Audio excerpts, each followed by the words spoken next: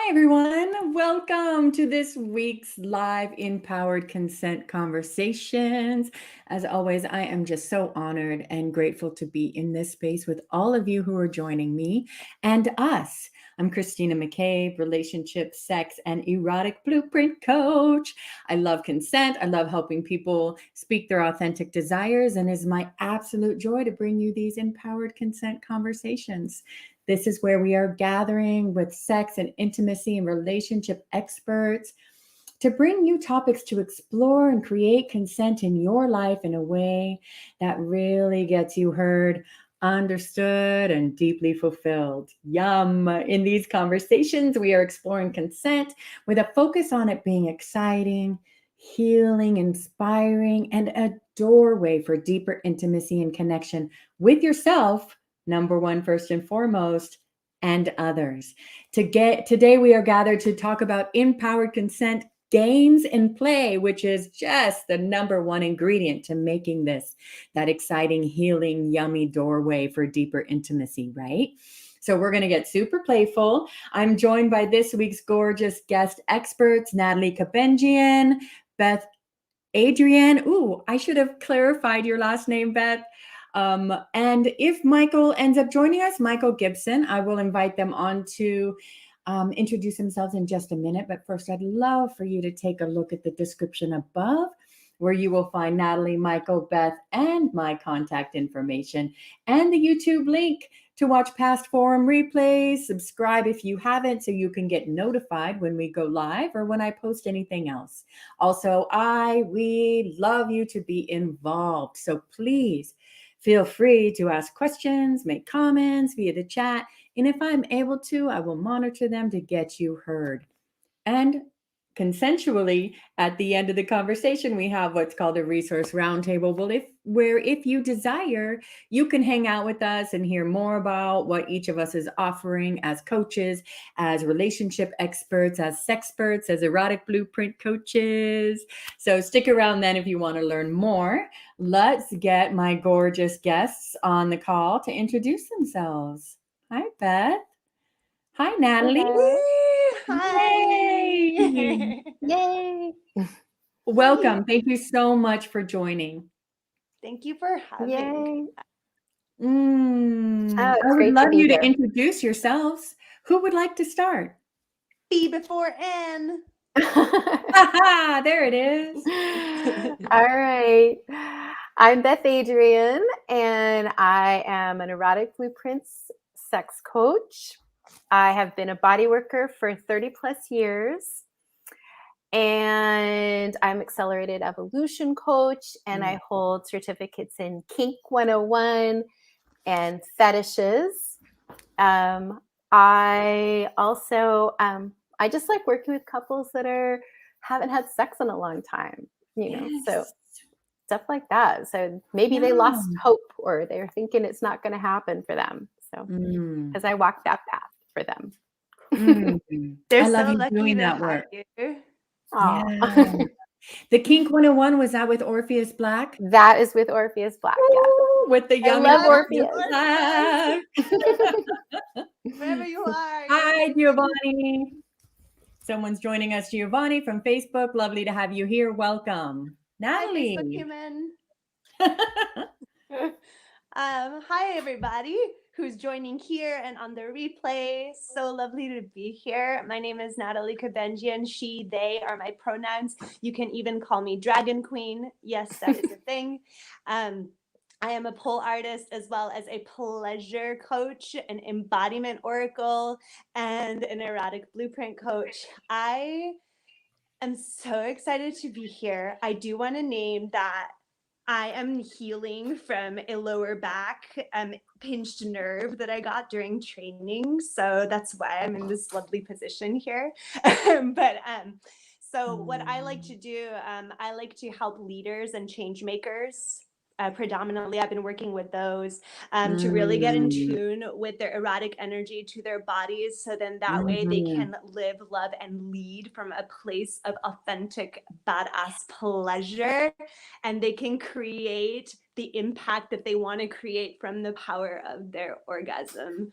It's super fucking delicious. I love my job. So. Yum. Live, good. love, and lead from that Yes, pleasure honey. place. I'm going to say a big old fuck yes to that. Yeah, we're good with cussing around here, everyone. So if that doesn't work for you, that's our container. We love you anyway. I mean, We love you anyway. Yes.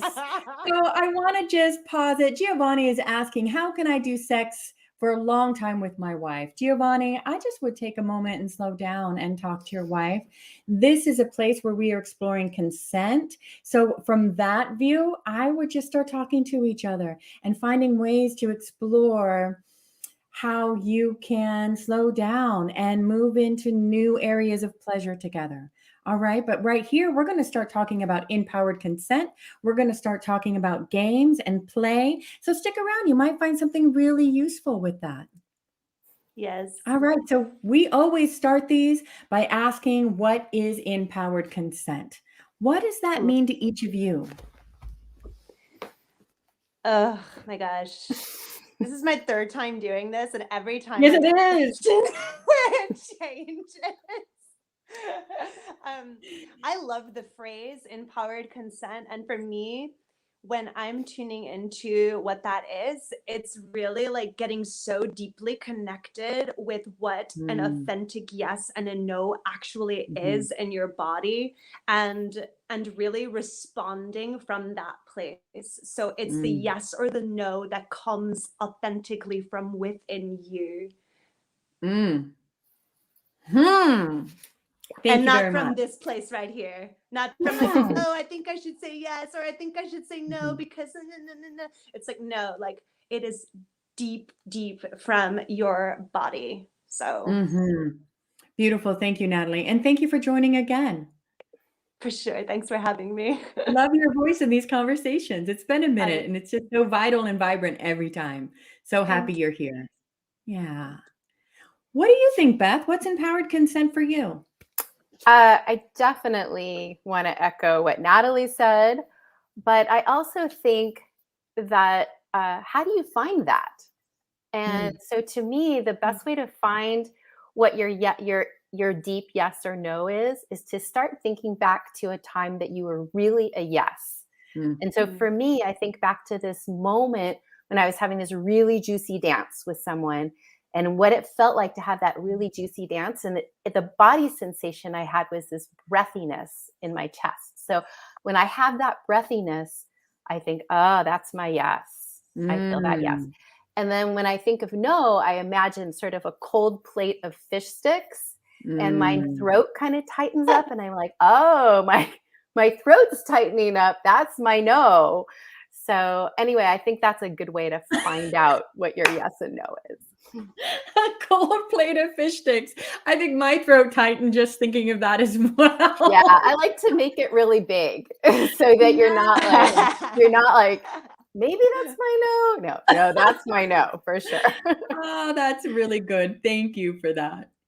Yeah, this embodied sensation, right? This embodied knowing. And I think through all of these conversations, I've been doing them almost 2 years now. My goodness, year and a half, year and 3/4. And consistently, that is the common theme that goes through all of the answers, because we always ask this in the beginning. And it always is consistently this ability to tap into your own inner knowing.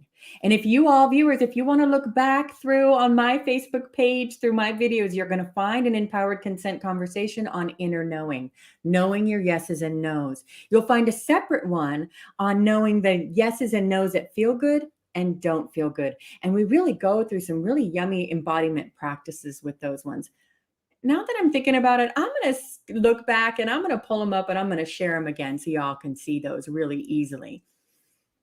I've been really enjoying to put also a real emotional regulation into empowered consent, because I believe it's not just me and my body, but me creating a space of a safe enough space for other people to be able to speak to me as well. So I want to make sure that I'm emotionally regulated enough to set my agenda aside when I'm asking someone else for consent and really openly celebrate whatever answer they're bringing to me from their authentic place, rather than manipulating the energy of the situation with my own agenda, my needs, and desires. So I'm bringing those two You together just as spoke far as to, please go ahead.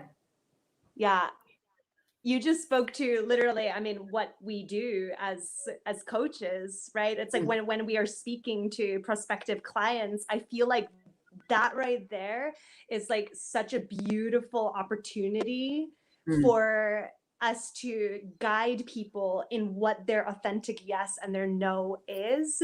Like, so Yes. that piece that you spoke to there, like taking the agenda, right, and like that egoic timeline out of the picture. Like, okay, yes, you can be here, and you don't get to drive this one way. Right. And like you get to be fully present with what is wanting to come through. Yes. Thank you. So yeah. Thank you. Yeah, not being able to be emotionally regulated, to be emotionally mature enough to witness and set aside those agendas doesn't mean you don't have one, or that you may not have emotions around the fact that you're not hearing the answer you were hoping for. You can feel disappointment. You can feel, oh, I wish. You can have that inside, but you can still set it aside to be really present for the answer and celebrating of the answer that the person is bringing forward. And opening, when you do that, we then can open to whatever else may be possible in that moment besides what we were initially asking for. Oh, right. You just may be surprised. Yeah. Yeah. And that's where those doorways totally like I was in intimacy. Yeah. Like it's interesting because the more authentic and the more authentic the yes and the no's are, actually, it's like the possibilities that actually brim from that authenticity can be quite the game changer. So, I mean, I was in a space just recently where I came to a solid no in my body. And then I had a meeting with that person and I was like, listen, I am a no, I am a full body no. And then I was like, but listen, you can hear my invitation and you can still be a no, right? Like you can still say no to me and I'm totally going to honor that. And so we both were no's. And we got to just sit there with each other in our no's. I will never forget this moment ever. It was just so fucking powerful. And it was so hot too. Like it was just like, okay, great. Yeah. And then what happens when we both are no's? And then this other amazing possibility ended up being birthed of an opportunity to collaborate with each other. So I was just like, what in the world? But if I had like gotten to my stories and been like, oh, well, maybe I should just say yes and just kind of like, take it easy and maybe just please this person and yada, yada, yada, then, I mean, how horrible would that have been, for both parties? But don't you find like no's are relaxing? Like that's how I feel. Like, oh, thank God the person said no. Or, if they get to say that, then, and it's real, your whole body relaxes when you have that. I think they really can be. Because it's not coming from that fear resistant place. Yeah. I do want to just speak to honor my own self and others that I know that may have a history of trauma with no. I mean, I was brutally bullied in and outside of my family. And so I felt like my community said no to me, no to me being authentically who I was all the time. And so I grew up, when I heard no's, that was such an attack. And it was such a trauma response of, oh my God, I don't belong. I can't be in this space. Oh my God, what do I have to fix about myself? Right. But doing the work of stepping into pleasure and learning to celebrate the no's and noticing when my body starts to tighten and go there, I can really send the love I need to that part of me that was wounded, and then step into the empowered part of me and really show up to celebrate the no, and to celebrate, not only can I celebrate now instead of just going into wounding, but also that I can present that space to others and that I can say it as well. So yeah, it can be this yummy space, but it also can be really hard for people to hear no. And that's very real. Yeah. It's I so also think, real, especially like the kicked out of the tribe thing. That was like yeah, the main driver for me. Like, oh my gosh, it's really huge. Right? Go ahead, Beth. Yeah. I didn't mean to cut you off. I mean, I think I don't know what I was going to say. So go on for a little bit longer and maybe it'll come to me. Well, you know what? It seems like Natalie and I are both like super like talkers right now. We're both just feeding our fire energy. So please jump in anytime, Beth, and I'll do my best It's the to Aries keep full making space moon. for you. All right. Absolutely. Yes. Okay, so now it may seem super obvious, and often when I ask this question, it does seem super obvious, but I always ask it because I'm always surprised. Like when we did what is body language, I was so surprised. What is trauma? I was surprised by what people said. So I'm going to ask, what's our topic? What are games and what is play? Oh my gosh. I'm going to say that sex is how adults play. Yum. And so if sex is how adults play, then you can start thinking about what it was like when you were a kid, and we had games and we had rules to those games when we were kids, and we adhered to those rules. And I think that's the simplest form of consent. It's like, I'm going to adhere to the rules. I'm not going to be a cheater, you know? And then I think also when you're a kid, like when I was a kid, I like to pretend. And so I think play is pretend, you know? So I love like erotic personas, to like have a new name or have a character that is willing to do something maybe darker or more edgy than I would like to do, or something like more playful than maybe I even feel, or funnier, or have more confidence. And then I like to have our house, we have like a sort of a sexy movie set with props. Ooh. We've got dress up clothes. We've got all the stuff. So it's really fun. So to me, that's the play, it's like creating we even call sex, we call it a scene. Like, we're going to have a scene. Yum. Oh, Beth. yummy. I want access to that play movie scene. That sounds fun. I mean, because when else do you get to play as an adult, right? Yum. Thank you. What about you, Natalie? You're all lit up. What are games and play? I mean,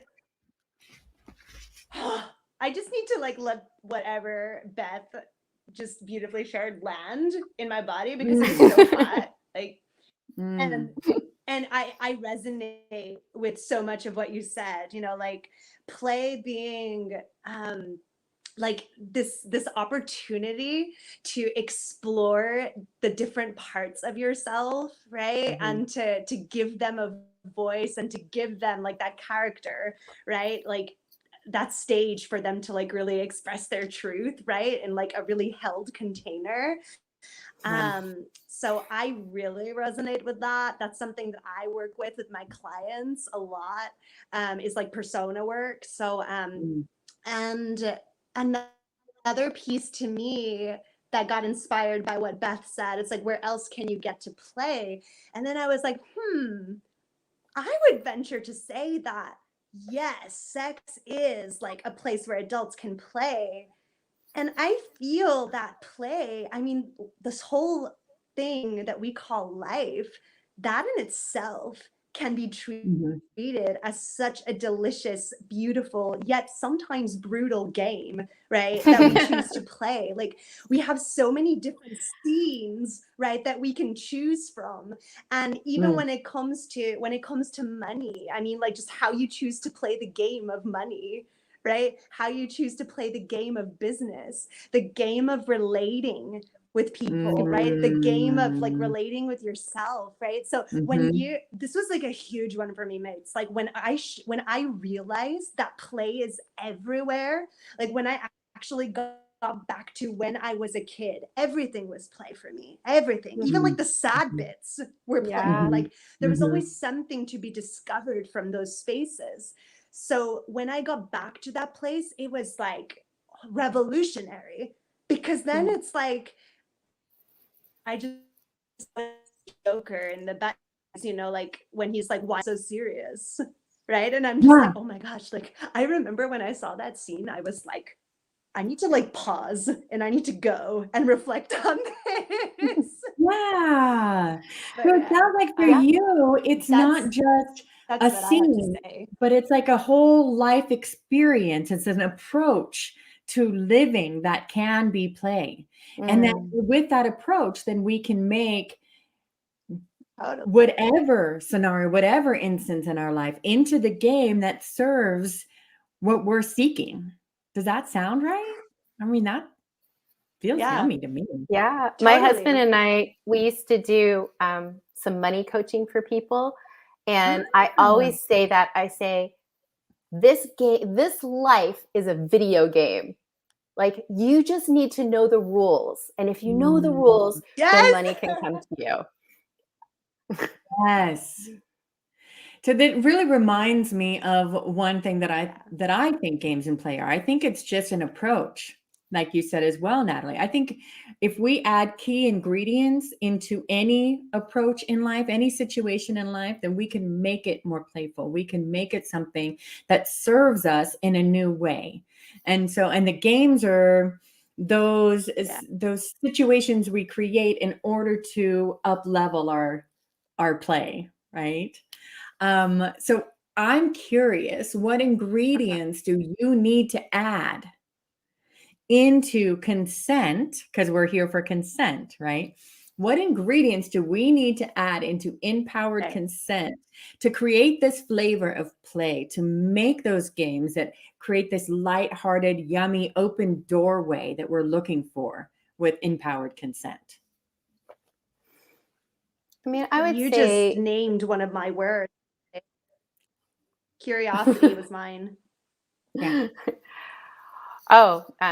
Yeah, curiosity for sure. I feel like our audios I just think, creating the container itself, space, like Orpheus Black is always saying, space, place, time, and sacrifice. I mean, sacrifice is kind of sounds like a strange word, but I think it's more about what you're willing to do. What are you willing to do? Like what in it, because maybe something someone's asking of you is kind of a little bit on your edge. Or from what you're asking from yourself. Yeah. Right? Yeah, sure. Yeah. Someone's asking from you or what you're asking. So curiosity, I heard Natalie say, the container. I love me a consent container. It's an experience that we've agreed upon that we want to have together within a certain time and space. And these are the dynamics that we're going to agree on together in order to play that game or have that experience. Well, this is what we need to feel into and participate in that experience. Like with my partner, we switch off. Yeah. So one person's going to create, one person gets to create a scene, then the next person gets to create a scene. So so we're always sort of creating this sort of magical container, but we do it for each other. So, one day is all about what I want and one day is all about what he wants. But usually it kind of collides too. So yeah. I want to add in some non-judgment. Yeah. I want to add in some gentle witnessing. Totally. I think if we go back to what we were talking about. Empathy and compassion. Empathy and compassion. Yeah. And also a willingness to fail. Like this might just be a huge failure. Like it might just not be like completely, you might just hate it. And also I want to add in aftercare, just really allowing yourself to kind of debrief. Another one. Yeah. Aftercare for sure. For sure. Yeah. What did you love about it? What did you love about what we just did? What did, and then maybe what just what didn't quite work for you. Just a Yeah. little of that though. We're talking about consent, right? Mhm. So we can talk about games and containers for all kinds of different experiences. But when we bring it specifically into consent, empowered consent, what do you want our viewers to know about why games and play are important to bring into the field of empowered consent? I mean, I think you want to know as soon as Mm. you have a consent container, then you can play to the edge, obviously. I mean, not obviously. It's not obvious because Yeah. consent has been so like elusive in our culture. But it's that whole thing about when they brought if they bring the kids to the playground and they say you can play anywhere, and then they all huddle into like a little part of the playground, or if they create a big container, like here's where you can play, then they all play to the edges and they all get more creative. Or even just the idea of like when your art teacher says, here's a blank piece of paper, go ahead and draw on it, you kind of freak out because you're like, I don't know what to draw. But if they say, use all the flavors of blue, your mind starts to go, oh, I know what I can do. So consent is always creates more creativity in your life. Thank you. What do you think, Natalie? Totally. I couldn't have said it better myself. I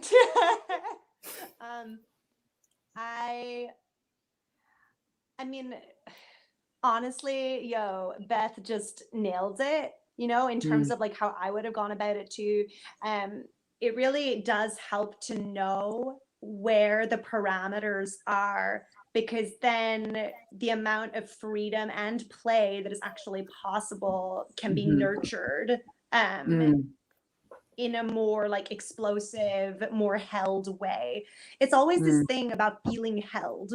And I feel that creating that stage, like you are building the stage and you are aware of the dimensions of the stage and where the stage begins and where it ends, right? So it's what I completely lost the track that I was on because I felt my back.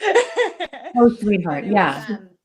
So it just helps because when you have that base, it's like, great, now we get to like talk about what costumes, and now we get to talk about how we want the lights, and now we get to talk about the music, and what do we want to like riff on, right? Because we have that support structure, right? So not only do we know how to hold ourselves, but we also know we're learning how to hold our partner or whoever is in that dynamic, in that scene with us. So yes, I don't know if that made sense. I think it did. I mean, I think you're both talking to the same thing, which is how consent containers can really help up level our connection. And I think I absolutely agree.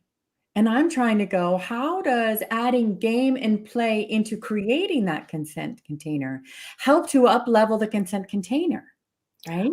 Like for me, I feel like when we add in curiosity, when we add in playfulness into the consent conversations, whether they are about intimate relationships or they are about any other relationships, that helps to rewire the cultural narrative that has consent as difficult and scary and all about violations, right? When we add playfulness and we add games into it, it really helps to open it up to being that doorway for more intimacy rather than shutting us down because there's so much fear around saying something wrong, doing something wrong, being accused of something, or it just being too much fucking work, right?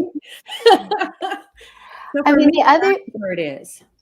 The other thing I think is like, what about just making like your no super silly? Like, what about if your no is like the word spaghetti, or just something really like that makes you laugh? I mean, so you're not so like, if somebody wants to say no to you, they're like, that's so spaghetti for me. I'm so sorry. And then you might be like, oh, that's funny. And also, be able to like not feel rejected. It's just That's spaghetti. a really fun tip for even intimate or not intimate. That would just like take the charge out of it, right? Yeah, right? Even in Just the make it doctor's silly. office. Do you want a vaccination? Spaghetti. What? Come on. Spaghetti. Do you want to get that scan? Spaghetti. Spaghetti. Yeah, that's a fun tip, Beth. What were you going to say, Natalie? Spaghetti. That's it. I'm just gonna say that word from now on. I wasn't gonna say anything. I was just saying spaghetti. Like I was. I got really thrilled with the word spaghetti. So, Yeah, that's a lot of fun. I did want to like. It is super fun. Or even like I love like bringing. It just brings a levity to it. And it does. It's like that big old permission slip to just like, you know what, like. We can fuck it up. It's totally cool. So that was another piece. I always thought it was like it's brilliant okay, because no one's gonna die from this.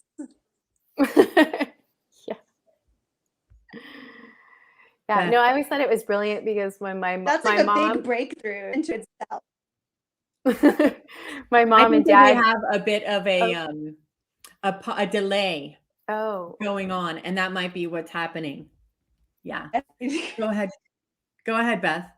Sorry. No, I was just thinking about something my mom said, that like they used to have these arguments over and over again, her and my dad, and one day they just were like, oh, that's the same argument, let's just number them. And so like instead of having the argument, they were like, that's number 1, and they just walked away. Or like they just numbered the arguments and didn't have the argument anymore. There's like, that's the one where that's number 2. Bye. Yeah, and that's a great way to make it playful, right? Yeah, exactly. What are some other ways to make speaking your voice playful? Do you have other really yummy little tools or games that feel really accessible and really lighthearted that people can just introduce to their communication? No, what else? I just like asking like outrageous things that could definitely be a no for someone. Like, like, would you?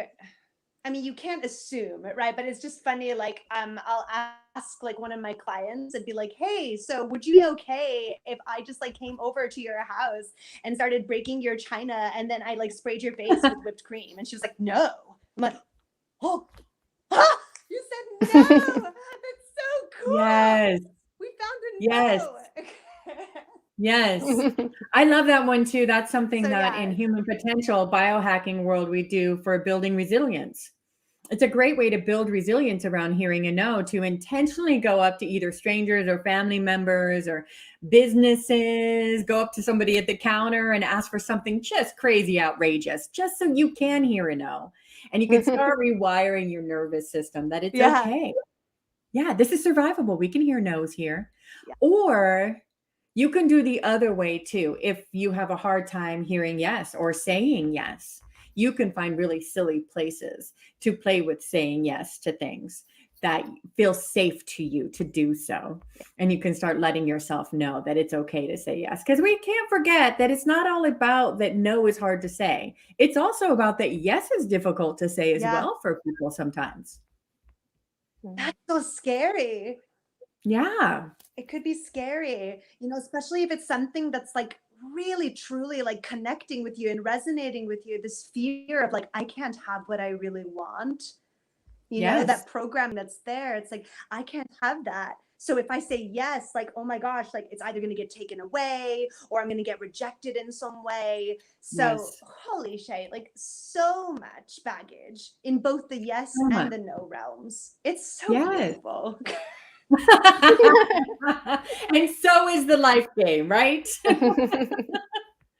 I'm like, this is it. Like, this is what your character is choosing right now. Like, what game do you want? Do you want the game of yes or do you want the game of no? Both games are incredibly valid. That's the other piece too, is just the acknowledgement of like, hey, your experience, your response is valid and it's appreciated. I feel like that would definitely help me in the consent container bit. Yes. I think also for a long time, I was devastated when I got a no, especially from my partner. Mm. And I would be really sad about it. Mm.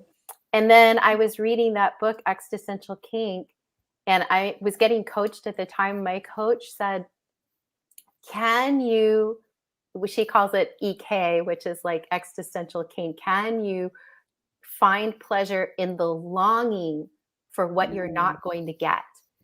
And once I realized that I loved longing and I was like creating this crazy way of getting it, I was like, what is happening? My mind was so blown, Yum. you know? Oh, I love that. Yeah, Oh, I love sometimes you that. just want longing and you don't know how else to get it other than getting rejected over and over and over again. Or you're so stuck in a loop of the There's formula always of how pleasure your to life be found. goes, right? Mhm. Natalie? I was just saying there's always pleasure to be found. Yeah. Yes. I think you guys caught that. Yes. Thank you for re-saying that. That's so true. It's so true. So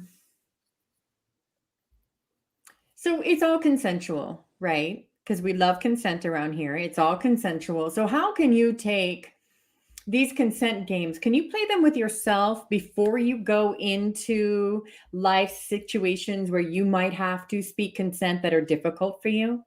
You all know, if you've been watching these consent conversations, I love, as part of InPowered Consent, to find the places that are hard for us to speak our truth and then put support systems in place. And I think finding some fun little games to play with ourselves before we go into those to make our voices open up and become more resonant might really help give us the support we need to speak from that truer place. Does that resonate with you? And do you have any ideas of how to do that? That makes me think about this idea of doming yourself, like getting having like an inner dom who's creating this sort of like thing for you, whatever it is. I mean, like rules or, or a game or whatever, but it could also be, when you're going to do something scary, that dom could be like, you need to act this way when you go, or, I mean, even before I came on here, I was like, can I create a new erotic persona for myself? Just to go step online with. Yeah, and that's another tool, right? So the doming yourself is also are you creating a persona? So maybe you're creating a persona for yourself, or you're just putting on not a mask, but the energy of who you would show up as to be able to speak your voice. Does that sound right? Mm-hmm. You both do persona work a lot. How would you describe that? Yeah. I mean, I think just the idea of like the persona, like oftentimes the dom in my head is just it's like a pretend person outside of me, actually, who's going to like do what I want or do what is going to help me, so they're there to help me. I mean, because I think people don't know that kink really, I mean, I'm sure a lot of your viewers are pretty informed, but I mean, oftentimes kink, the dom really is in service to the person who's the sub, and they really do want to hold space for that person. And so oftentimes, like, if I feel like I need to be held, I can create like a magical outside force, and my dom can be however I want, or a dominatrix, or however I want that to be, so I can create that magical being outside of myself. I like that. I also will bring forward just aspects of myself. Yeah. Right? That inner knowing or inner witnessing of yourself. There's that part of me that's that little girl that's afraid of being rejected, right? That bullied girl that I want to give a lot of love to. So I'm going to give her some love. But then there's that super empowered, badass, outspoken, but loving and kind, compassionate woman that's a leader, that wants to give other people the permission also to speak their voices by speaking mine and just standing in that strength. So I can pull on her when I want to go into that energy. There's also the more humble me that just wants to walk in soft to spaces, wants to be heard, but wants to just sit back. See how my whole vibe, my vibe changed there even. There's that, if we're talking blueprints, there's that energetic part of me that's going to be a little bit more sat back, but still truthful and tapped into my energy. So I think I can find, but I'm such a shapeshifter. I can pull on my different blueprints to step me forward. I can come in all sensual or that super dom kind of kinky or that sexual in your face. Yeah. Aspects of self as well to tap into. Any other tips on that one? Yeah. Also well, no, I mean, I just like, for me, I use my emotions a lot. So I create personas based off them, off the core emotions that are present.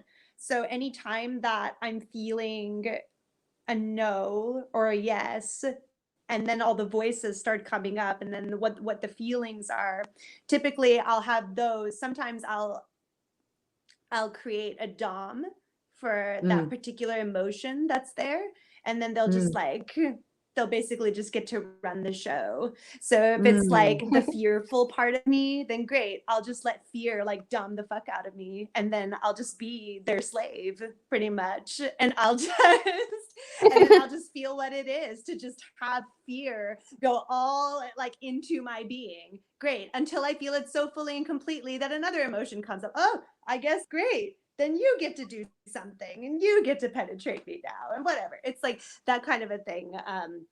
I like to play with a lot.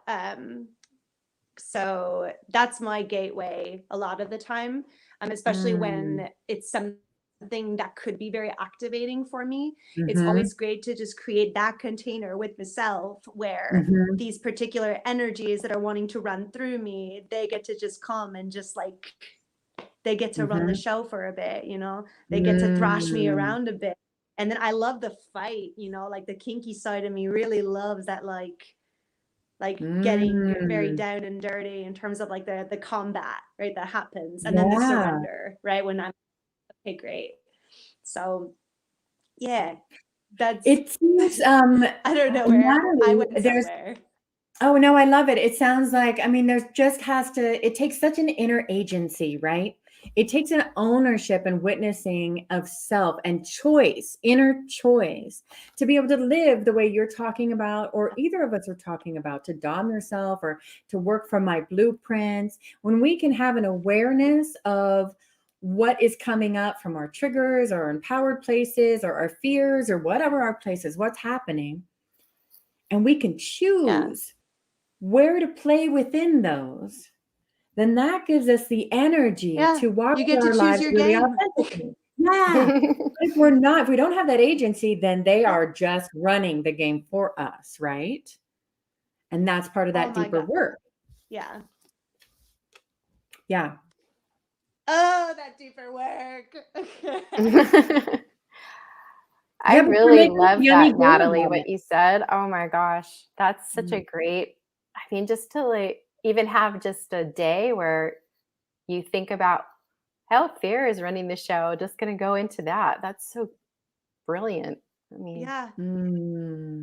So amazing. I loved working on that. Like, yeah. And I give it to my clients, but also like some people's nervous systems, they truly just like, they're not in that space to do that kind of play just quite yet. So it's also like gauging, right? Like, okay, where are your edges?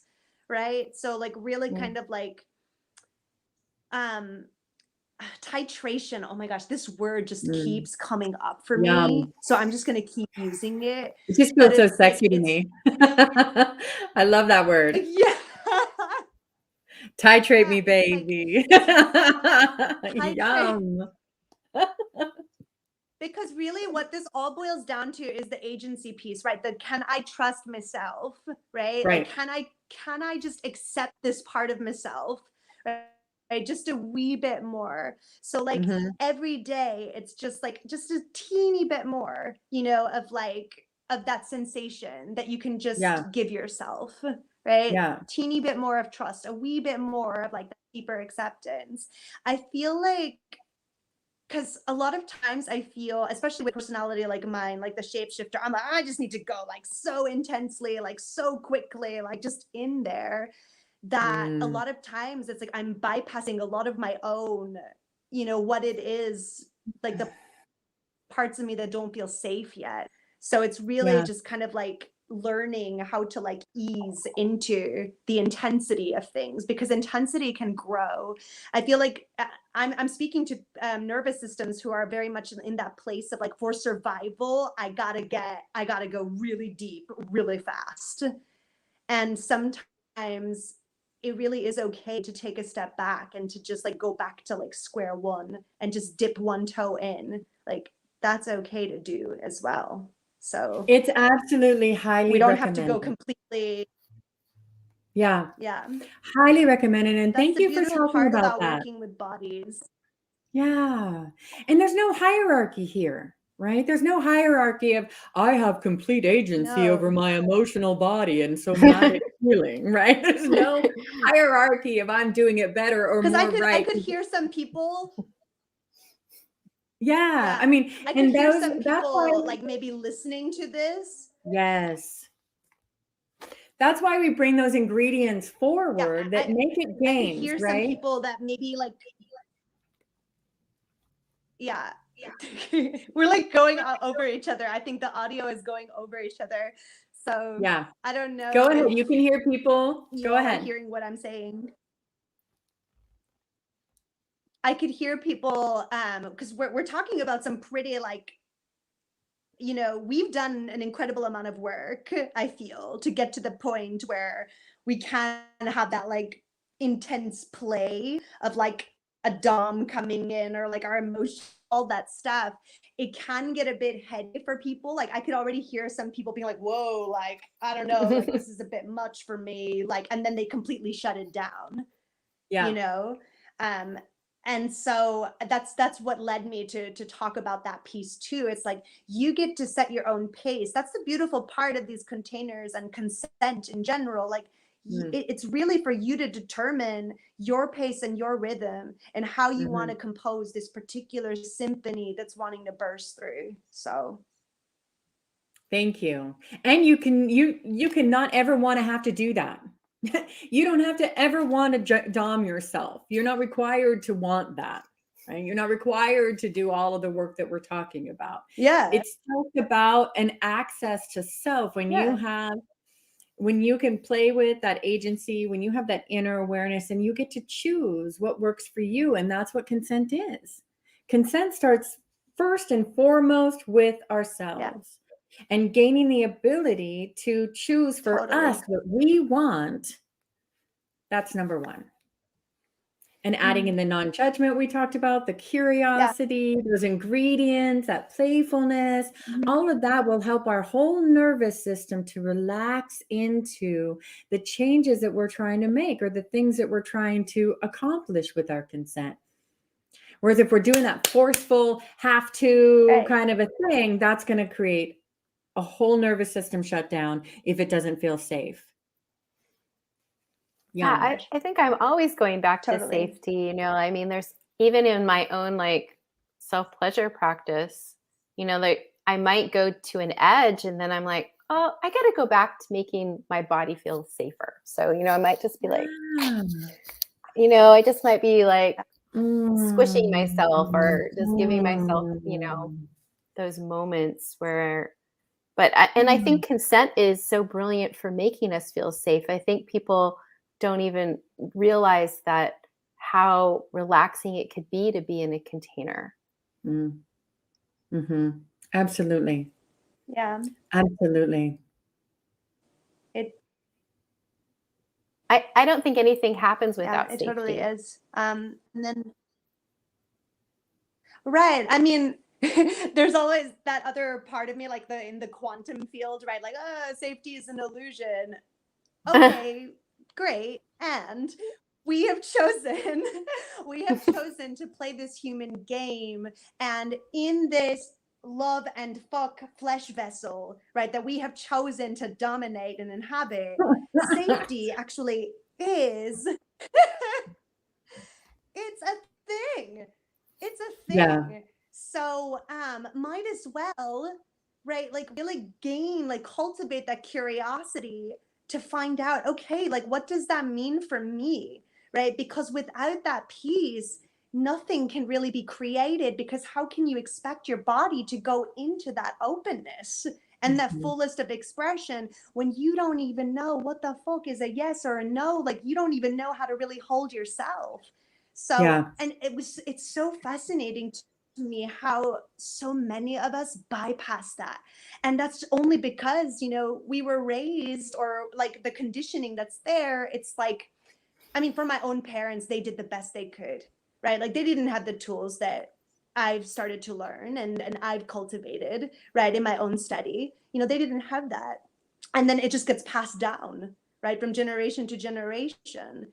And it's just amazing to me, like how much we have been conditioned to bypass like what is actually going on in our systems, and what the fuck it is we actually desire, like what's authentically wanting to like come through for us.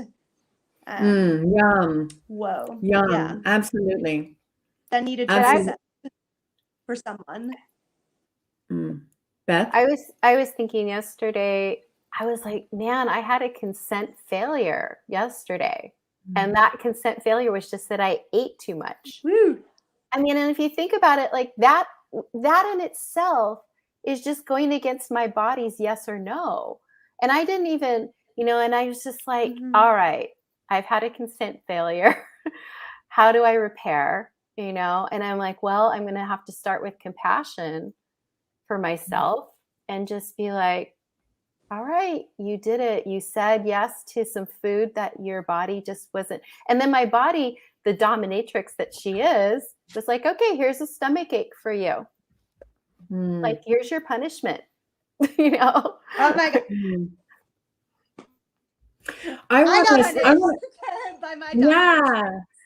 I want to step in there because I think I'm having some tightness around this failure idea. Honestly, and especially around food, because there's so much out there with the way that we allow ourselves to eat or don't eat, and so much around body image and our compassion with our own bodies and love with our own bodies. And I don't think that you're pointing to that, Beth, but it felt important for me to say that. I love to turn failures into understandings or opportunities, or obstacles into opportunities, right? And so if we have this understanding that I violated my own consent in some way, or I didn't listen to myself, I run into those all day long, right? I run into a place where, wow, I actually didn't really want that. Why'd I say yes? And it gives me the opportunity to dive deeper into my own inner knowing, right? And so these are opportunities to move into that area of deeper knowing that we're all talking about here. And the more we put sweetness and playfulness and curiosity and yumminess onto those instances, which is why I think I don't like the word failure, because that doesn't feel playful and yummy to me. That feels really like for me. So I just want to rewire that in my own system, and for people who may have felt that same way as well, that if you found yourself going against that if you want to rewire and come into a place of deeper knowing, that it would be adding curiosity. Why did I? Right? Well, I just like that idea of celebrating your failures, you know, like that, you know, that sense of like, oh, I get to celebrate this. I get to like presence it. So anyway, that's the way I use that word, because I think there's a way to celebrate that, because I'm never perfect. I'm not. There's no way. It's not going to happen. I'm not going to be perfect at consent. I want to be perfect at consent, but there's so much culture and so much conditioning out there. You know, I mean, the way I was raised, and I love my parents, they're awesome, but you know, I was raised to be so good. You have to be such a good girl, you know? And so how many times did I say yes because I wanted to be good? Yeah. know? And I really appreciate that. I think there's going to Yeah. be a lot of people that are going to really resonate with that, celebrating your failures. I resonate more with not seeing them as failures. I resonate more with I am imperfectly, perfectly perfect, right? And that those Yeah. things are just part of my human experience and the mosaic that makes up who I am. However, there's no hierarchy in the two viewpoints that we're talking about here. One is not better than Nope. or worse than the other. It's what you relate to and what serves you in your personal growth, right? Yum. What I just adventure love do that. you choose? Yeah. Yes. Yes.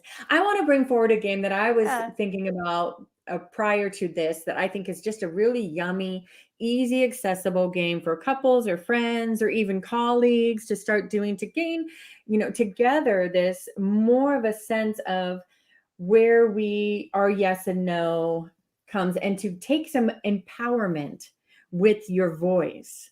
And you probably both of you may know this one, but it's where you stand a distance from each other and one gets to do the consent and the other just listens, and one says come closer. You may use your voice or you may use Yes. signals, whatever feels good to you. So you can say come closer and just really the whole time pay attention to your body. When it feels open, you want them to come closer, or when it feels like tight, that's close enough. You can say stop, or you can use your hand. You can bring them in. You can push them away. You can play with edges there too. What edges are bringing them a little forward into your field feel good, actually bring you pleasure to push the edges? And which ones are just a no? No, that's enough. Right. And so the one doing the come and go is very empowering. But I think for the person that's brought in and pushed away, invited or said no to, that the energy for that person to really pay attention is what happens in their body when they're invited in or said to stop. And where can they find the spaciousness and the celebration in and the feeling of that as well? So I think, and then take turns, switch. So each of you can experience what that feels like. Have either of you played that one? Oh, so much.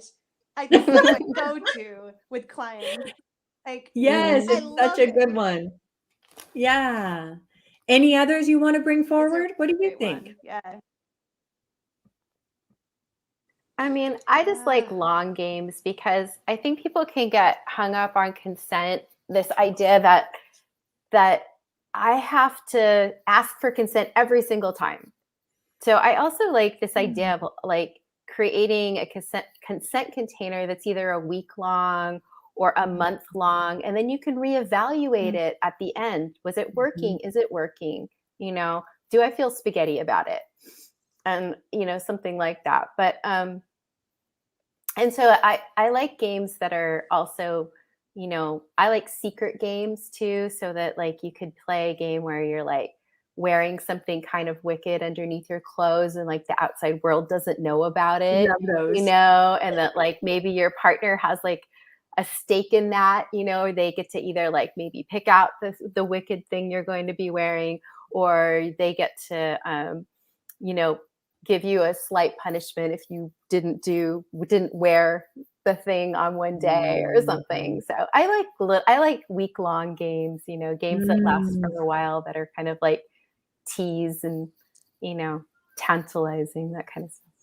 Yum. Do you find that those are more Yummy. applicable to people that are in long-term relationships or dating? Yeah. Or Yes. I mean, I think you have to know people. I think it's best to know someone if you're going to play that game. But you can play that game with yourself as well. So, I mean, just the idea of like waking up and being like, what wicked thing can I put on underneath my clothes this week? I don't know. yeah, I Those are love my that. favorite things. Wouldn't do I I love like those to know too. what I've got on? I know. Right. That serves my sexual blueprint Yeah. really well. It does my kinky and my sexual, because I can put on stuff under my clothes. No, I'm single currently, and I can put on stuff for more poly. I could put on stuff under my clothes, and I love me a garter belt that I can snap. Love to snap my garter belt. And people don't know. And it serves both that sexual part of me that likes the sexy clothes and the kinky part that knows there's a secret to what's going on underneath them, super fun. Oh my God. I want to put out forward too that just for an awareness, people, that these longer term games, if you don't have a good relationship with consent in your relationships already established, where you feel very comfortable and trusting with saying yes and no to each other, then you might want to start with some of the shorter, easy, more accessible ones, just playing with saying yes in really fun, easy ways, and saying no in fun, easy ways, so that you can get a trust established that when you have a week-long game set up, or a month-long, or however long, that we all know you can always say no once you've said yes, right? But you have to have that trust that your partner will come forward and talk to you. Say, wow, we set this up, but this actually not working for me. I want to change my consent, right? So you have to have that trust kind of established already in your relationship, that you can do those and know that you'll talk to each other. Yeah. Check-ins are great. Mm-hmm. I have one that I do with my clients. There's it's what is it? I don't know what I call it, but it's just like the partner. So each person will provide like a menu item of things that they really, really love. And then it's up to the other partner to create like a pleasure adventure date based off of the things, the menu items that partner has drawn up for them. So then they get to even check in with themselves during that time. Like, oh, this is a yes for me. Okay, cool. Like I'm totally willing to do this. Or, I'm not willing to do this, but I'm willing to do that. So already that's like gauging the yes and the no's. And then they get to plan a whole day, like an adventure, like a pleasure adventure date, with all the items or whatever items that they feel comfortable, right, that the partner has delivered, that are full-bodied yeses for them. So so that's something that I really love playing with. And also the pole work that I do. So that's another piece. Like clients, if they want to work with me, they can choose to incorporate pole dance as part of, as a tool to help like amplify what is already there for them. It's super cool. So one of the games that I like to play with the pole is like, maybe like giving like, okay, you can only touch the pole with your feet, and then just feeling into like where the edges are, right? So that's already setting like a container for yourself. And then you get to kind of like play with, okay, what does that look like? What does that feel like? What are my yeses here? What are my no's here? It's really cool. So I love that. I'm ready. Let's play. I want to do that one. Yes, Beth. I'll be over just in a second. I'm coming over to visit. We're going to play that game right now. Beth is lucky enough to live close enough to Natalie to take pole dance lessons at the studio, huh? Yay, pole dance. We love it. So how can you bring these outside of intimate relationships? Say you have, with the holidays coming up, maybe you have family dynamics where consent is not really established in the way that you interact, advice give, or people are in your family or trying to make choices for you, whatever it is in family dynamics where consent is not set up. How do you think you can bring some play and some games to those dynamics to really help establish consent where it never was?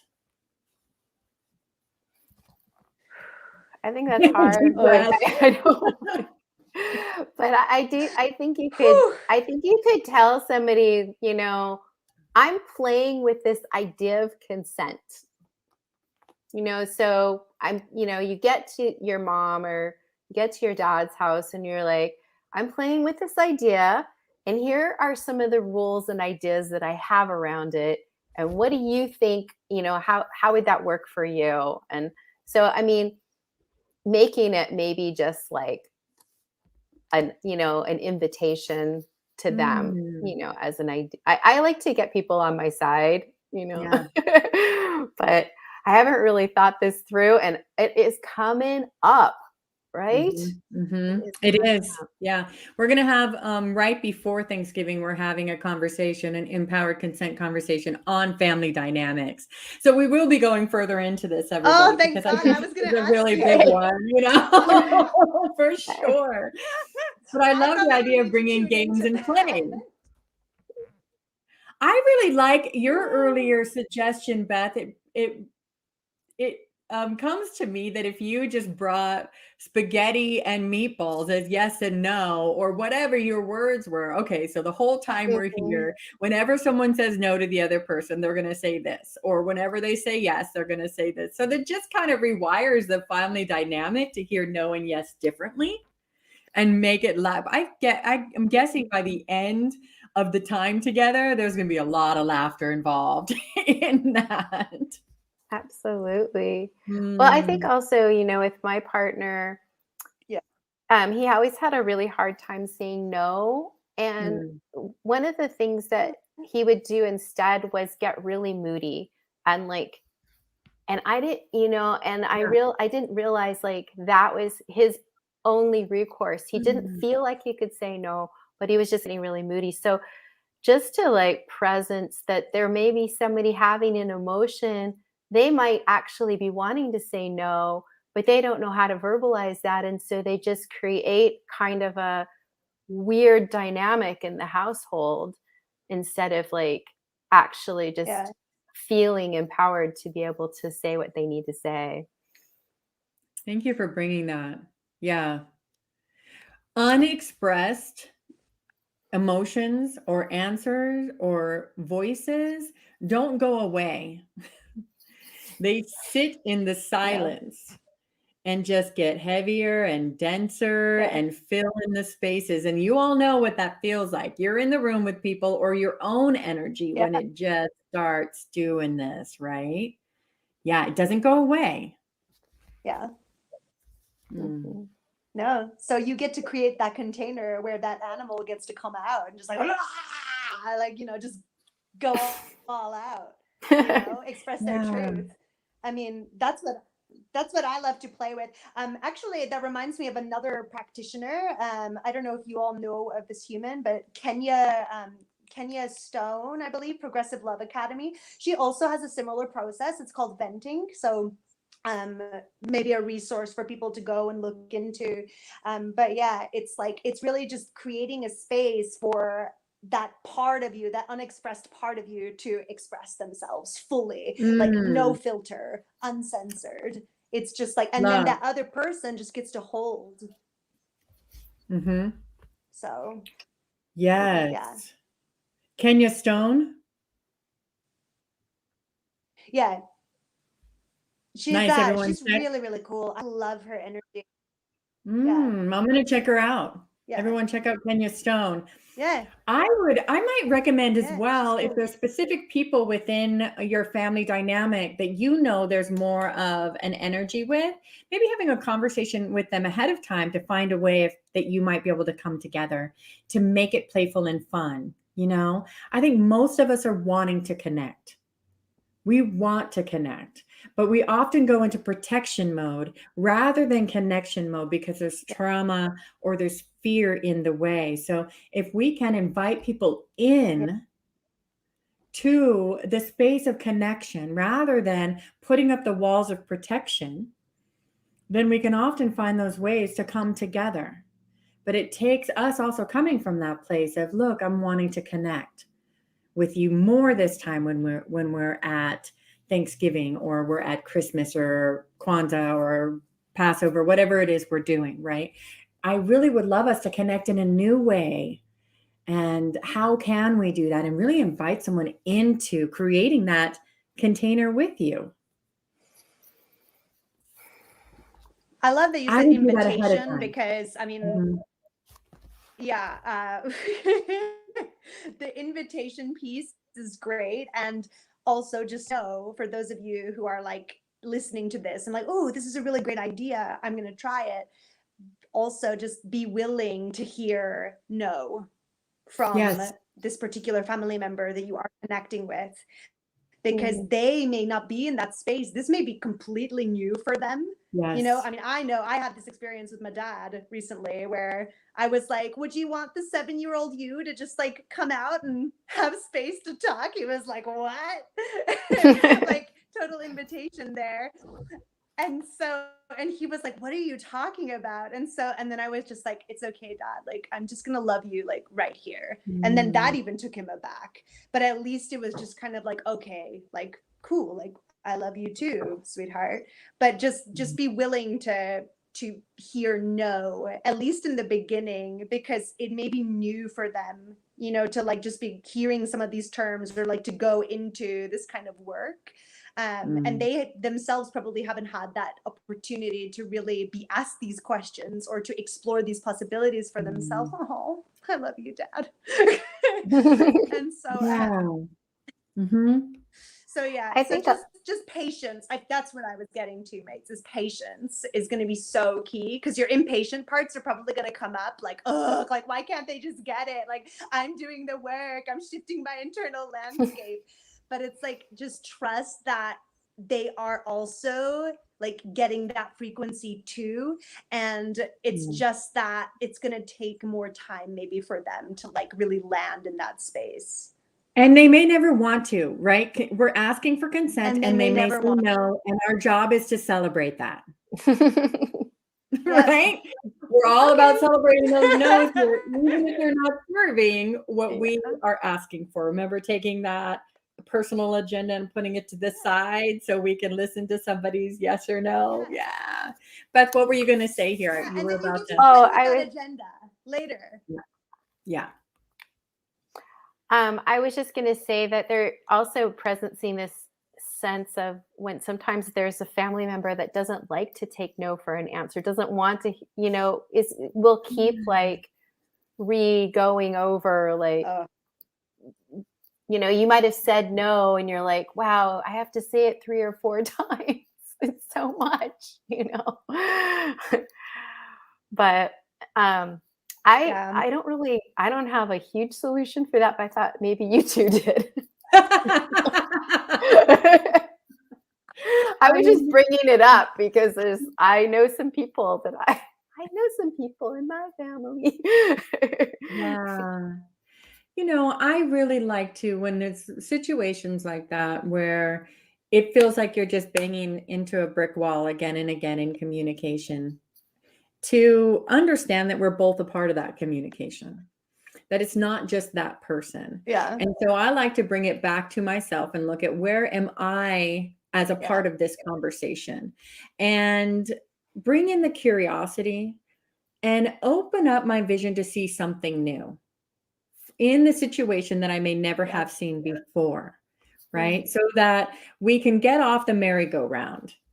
Because if we're on a merry-go-round together, unless something knocks us off of it, we're going to keep on. And it takes expanding perspective to try to see something new in the situation that helps it to shift and change.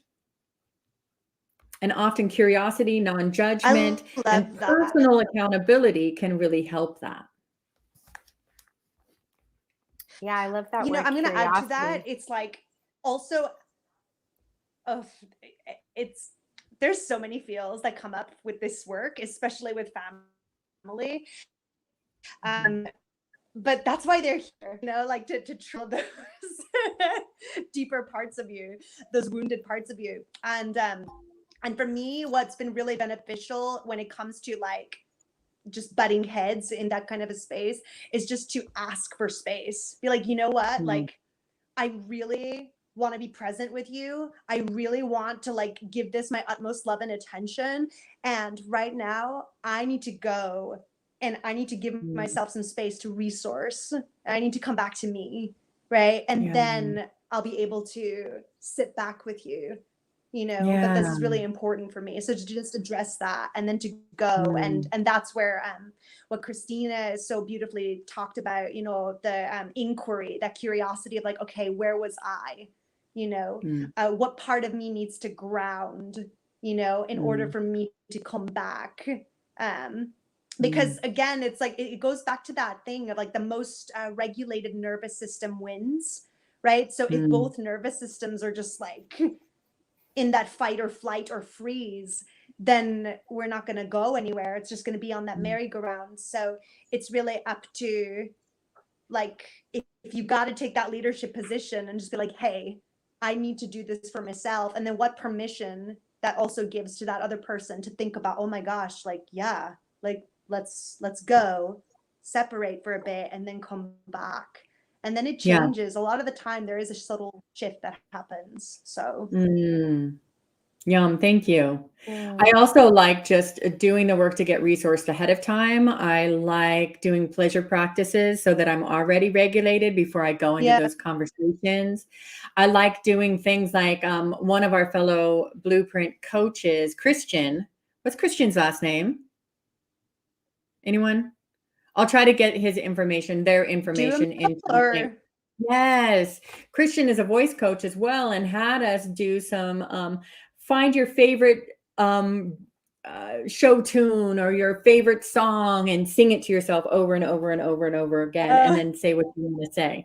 Do it again and again, and it opens up your voice, right? So finding the ways to self-regulate and to not only get curious about self, right, but others. Often I find if someone is pushing at me with something, there's something underneath that no, I'm not listening to your no. There's some other need not being met. There's something unexpressed going on. And if I can step out of my emotional trigger about the fact that I'm not being heard by them, I can inquire further. What else is beneath that for you? You know, and this is if it's somebody that I want deep connection with, right? This is somebody that's a family member that I want to have that's the other deeper thing intimacy too. well, right? If it's someone that I don't want that, I'm just gonna be like, no, we're good. I'm out. You know? But if I want that, I'm gonna do deeper inquiry because there's something beneath the layers that's not being said. That's so key. That's beautiful empowered consent right there. Honestly, it's like, do I even want to pursue a deeper connection, you know, with this person, right? So really being like treating your energy as like a fucking god or goddess, just like this royal entity, right? Like this precious resource, because so that's really, really important. I'm so glad you brought that up. And some people think that because we're family that we don't have choice, but that's not the truth. We have choice, right? So we got to check in with what it is that we want here. What is my motivation in this communication with this person, right? And is this in service of this? So we are getting close to the end of our conversation. Oh my goodness. I was hoping to keep it playful, but we did go deep, but we did a lot of play too. Yay. So before we head into the resource roundtable, deep and playful. I'm actually a huge fan of deep and playful myself. Yum! Deep and playful. Deep and playful. Oh, yes. Is there something that we did not say in this conversation that you think needs to be said, or something that was said that you want to underline and really step forward before we move to our resource roundtable?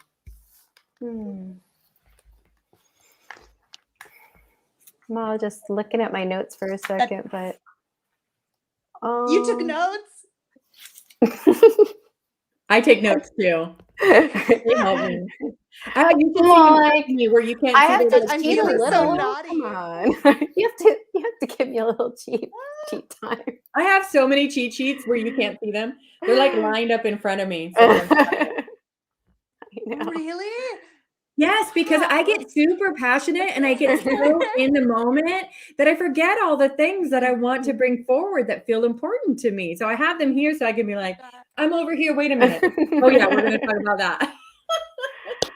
I don't know. I can forget my own name in 3 seconds. Wow. Like, what was my name again?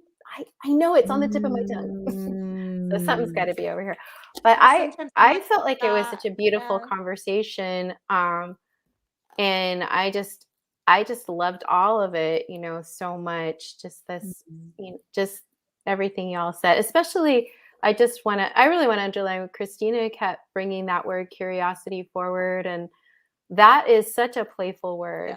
You know, it really like piques your interest and gives you that little moment of like anticipation and what could happen, what could be, you know.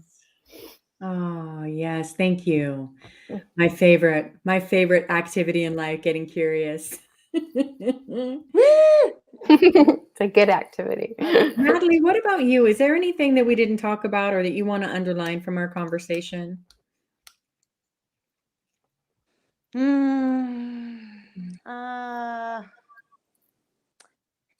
No, just reiterating, I want to bring back the titration piece.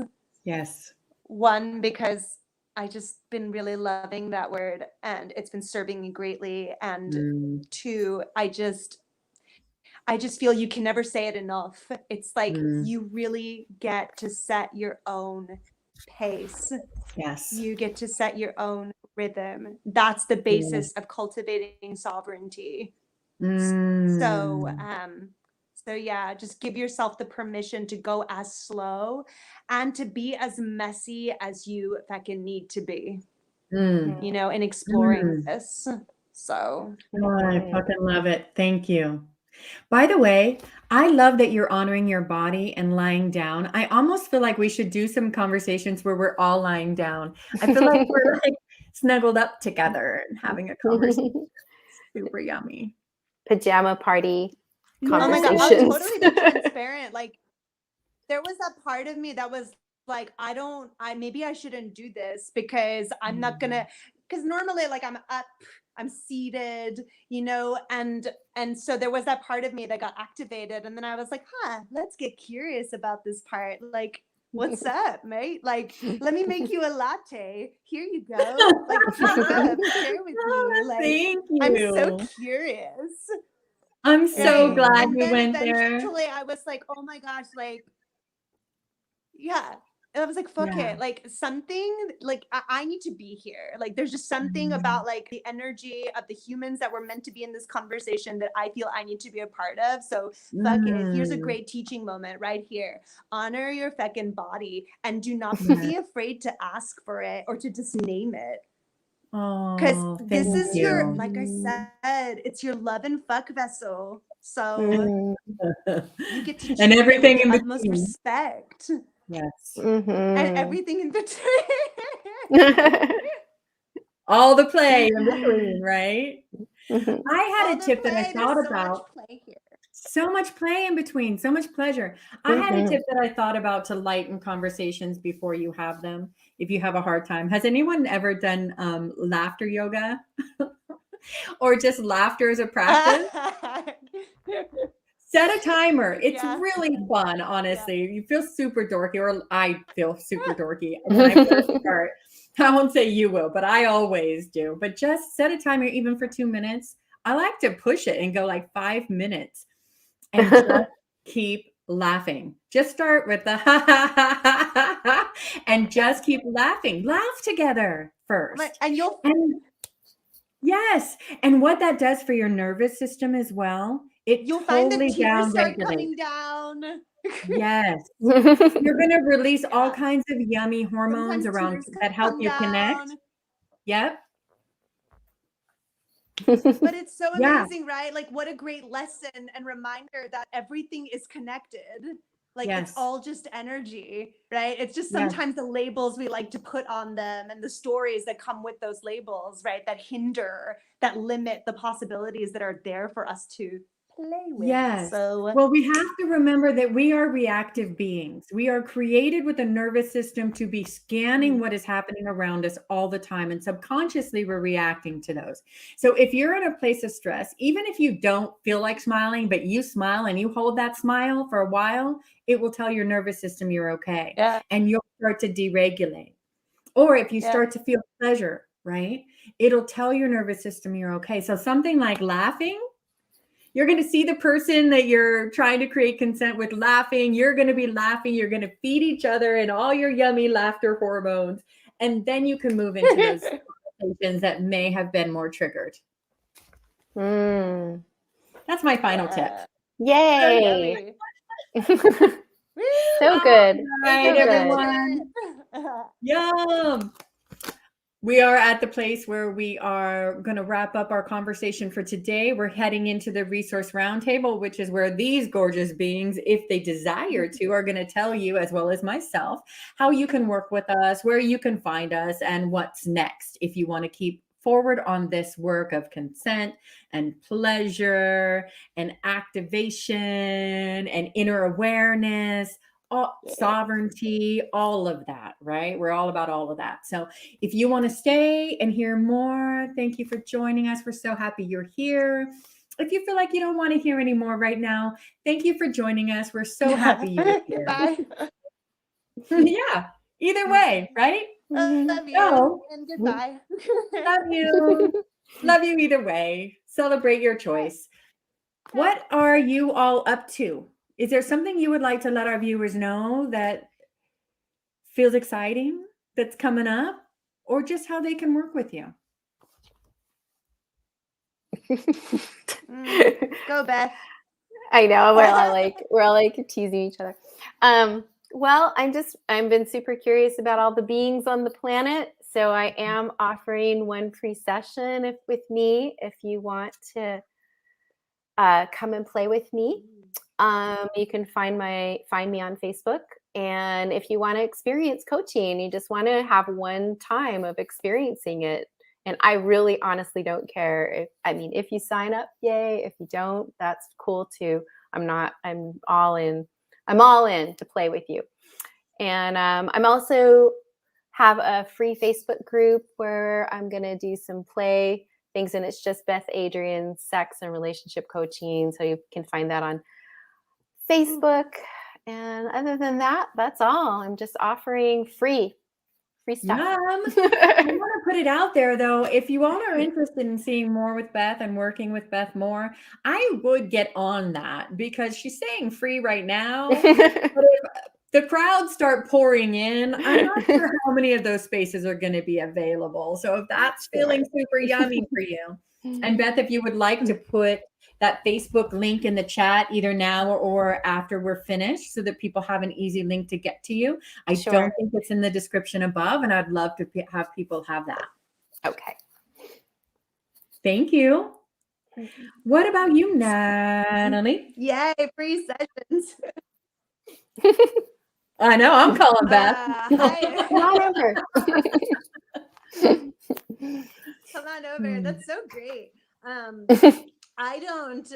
Let's see. So I do have one-on-one spots available. I feel like I have 2 more that I could fill if you're wanting to start like right away-ish.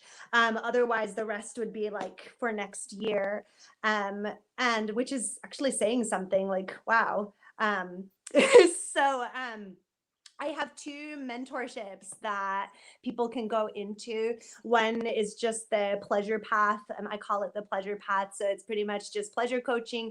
I like I said before, I've been working a lot with like leaders and change makers, like the people that have like this, that are just driven by this sole purpose to really make an impact and to serve people at a greater level. Like that's just what's been appearing. So I'm inviting those humans to come into my field, and I would really love to connect with you.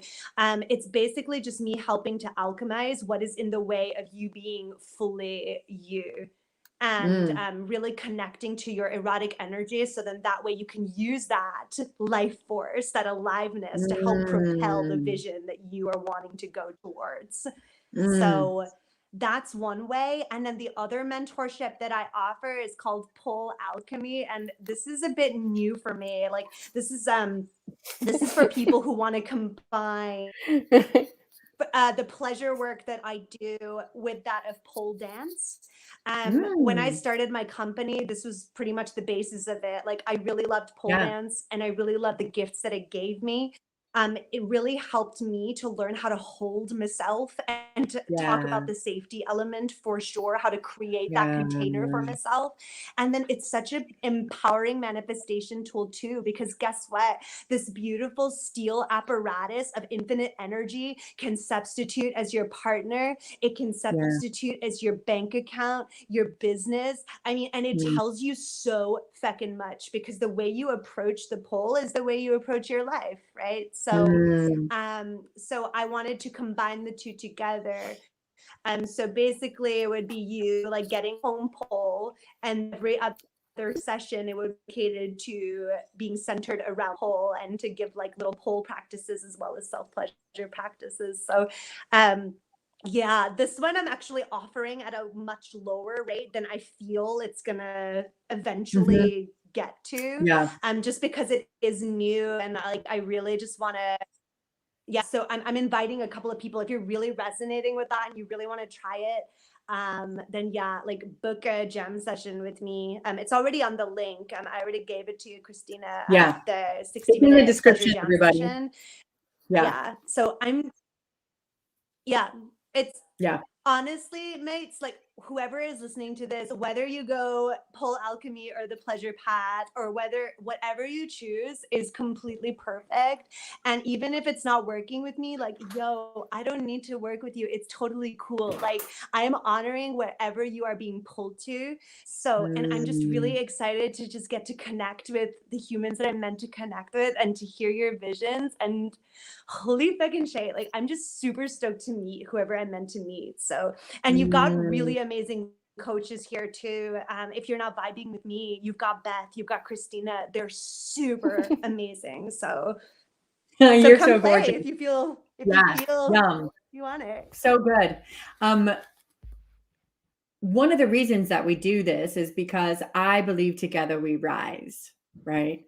If anyone's heard the quote, the rising tide lifts all boats, a lot of people want to be that tide that's lifting all the boats, right? I'm talking about we're going to be the moon, y'all, that's controlling the tide. So let's come together and do that, right? And so we bring these resource roundtables together because I really want you all to have the access to people that serve you. We all resonate with someone different. I might go to one practitioner, and Beth or Natalie might not feel the energy of that one, but want this one instead. Nothing wrong with either one. We just resonate with different people. So I always want you to have that. Personally, you can look at my website and you're going to see what I'm doing. I am all about empowered consent. I'm about erotic empowerment. I'm about you tapping into your inner knowing. I want to work with people that want to up level. Because for me, this is social justice work.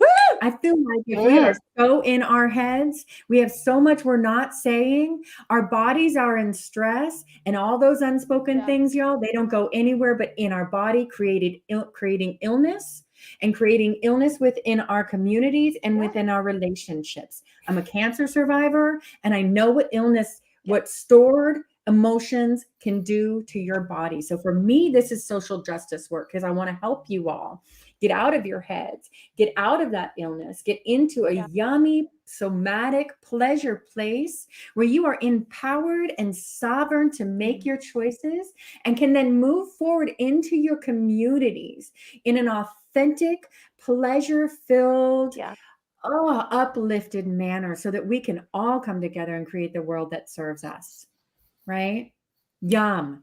Social justice. I want you all to reach out if that feels resonate to you, because we have to commit to the change that we want to be, that we want to participate in, and that we want to create. You can see on my website above, I work both individually and in couples. And I also have a group coaching program called Speak Desire. I'm really helping you to clarify and speak your needs effectively. I do offer free passionate possibility calls, which you can go up and fill out my form. It's a questionnaire because we need to know that we're in alignment. So fill out that questionnaire first, and then I will contact you to schedule a free passionate possibilities call.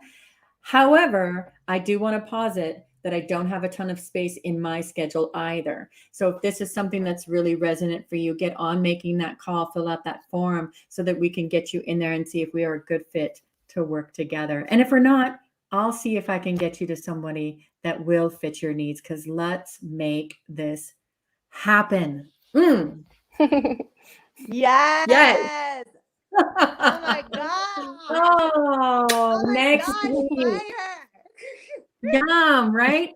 Next week, we are joined by Danny Morris, Monica Jane, and Betty Martin, y'all. We're talking InPowered Consent Wow. and Woo! trauma. And it's going to be a lot of goodness. We will be back here same time next week, 3 p.m. Pacific Standard Time, live on Facebook and on YouTube. Subscribe so that you know where to find us and when we go live. As always, the invitation is empowerment. I am blessed and grateful and so honored that you both are in this space with me and us. Thank you for joining. Have a beautiful, empowered, pleasure-filled day. Bye, everyone. Bye. Thank you.